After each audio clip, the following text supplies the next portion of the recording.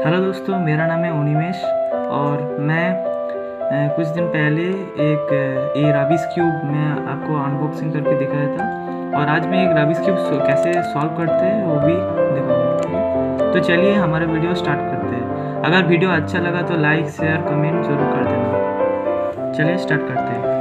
पहले तो ये है मीस एंड चीफ रबिस क्यूब जो आपको मैंने पहले अनबॉक्सिंग करके दिखाया। तो मैं पहले इसको कर देता हूँ, मतलब जो है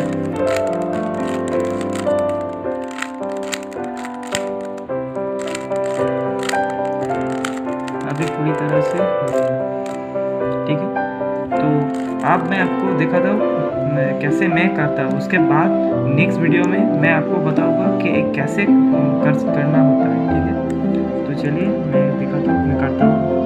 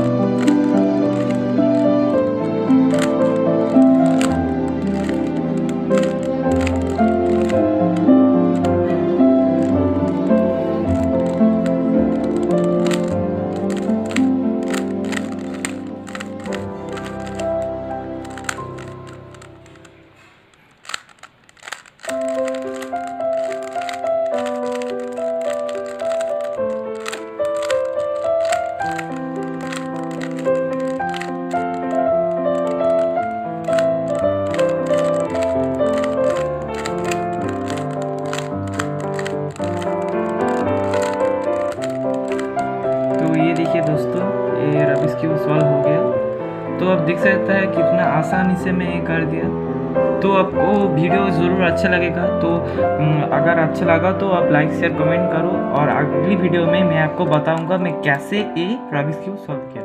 ठीक है।